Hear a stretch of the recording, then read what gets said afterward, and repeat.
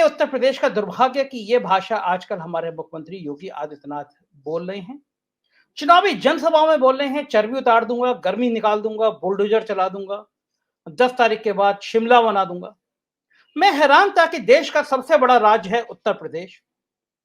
पूरी दुनिया देखती है कि उत्तर प्रदेश से संदेश किया जा रहे हैं। एक गर्मी जो अभी किराना में और मुजफ्फरनगर में कुछ जगह दिखाई दे रही है ना, ये सब शांत हो जाएगी इसके बाद।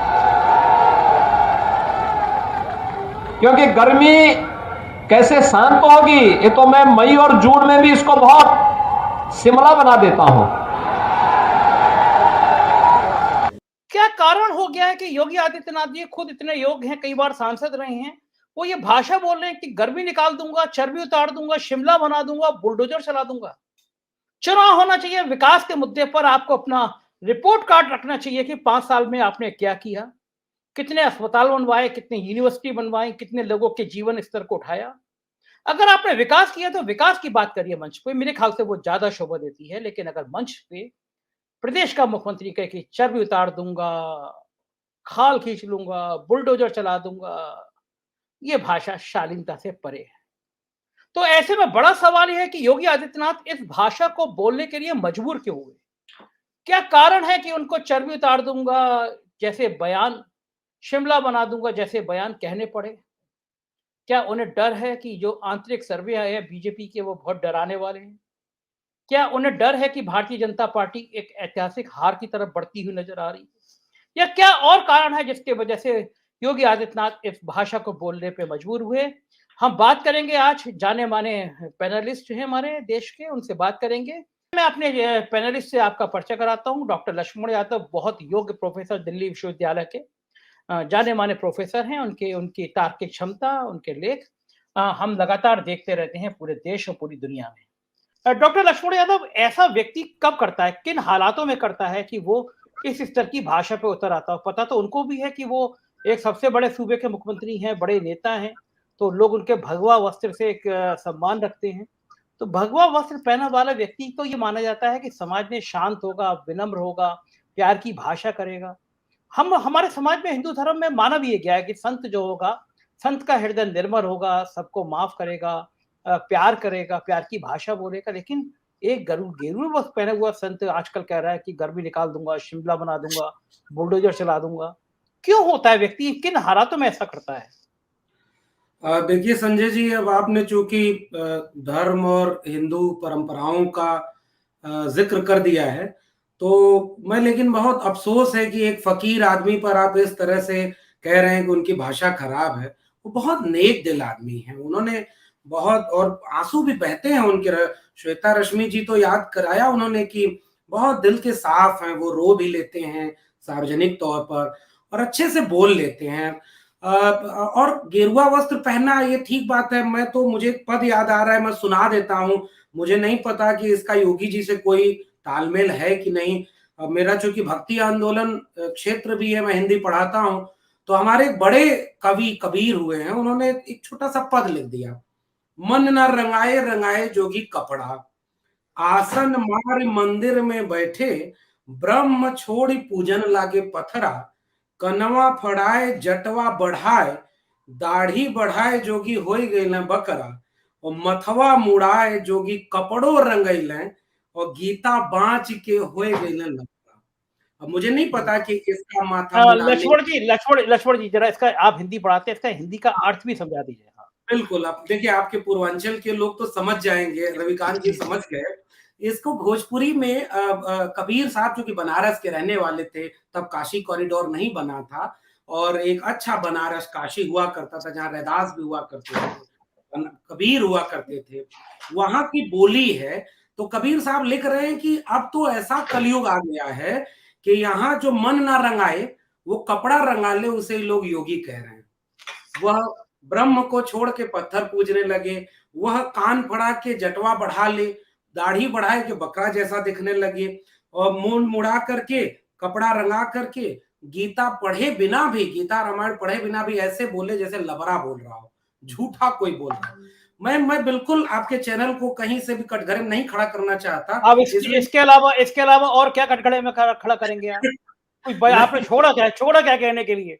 तो आपने सब कुछ तो कह दिया, कुछ छोड़ा ही नहीं आज आपने। नहीं, मैं स्पष्टीकरण दे रहा हूं कि इसका कबीर साहब के इस दोहे का किसी भी व्यक्ति से कोई संबंध नहीं है।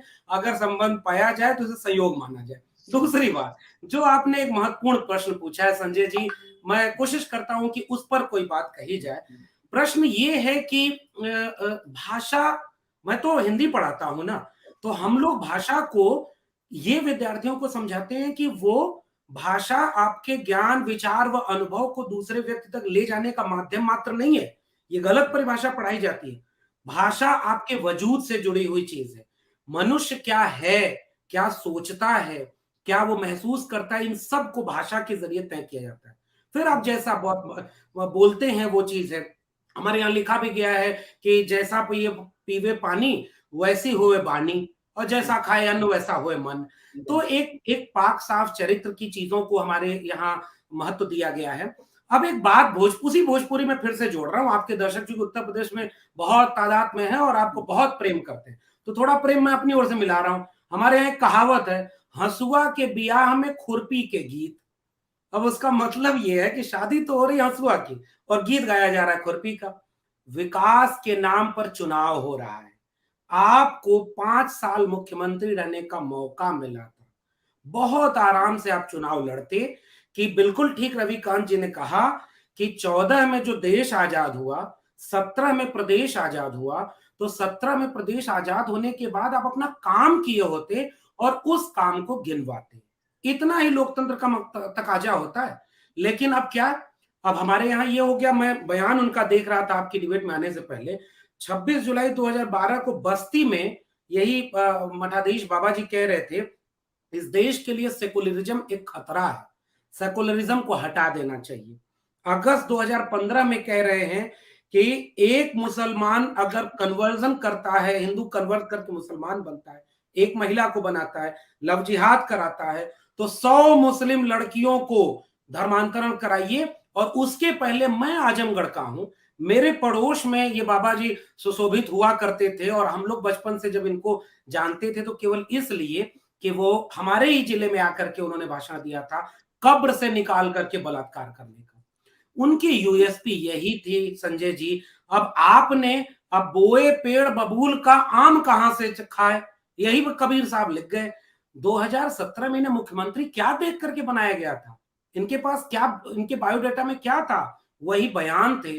अब चूंकि पद भी मिल गया है तो उन्हीं बयानों को वो और बढ़िया तरीके से कह रहे हैं और लोगों के बीच में कर रहे हैं। और बोली और भाषा का अंतर है। एक आखिरी किस्सा सुना देता हूं।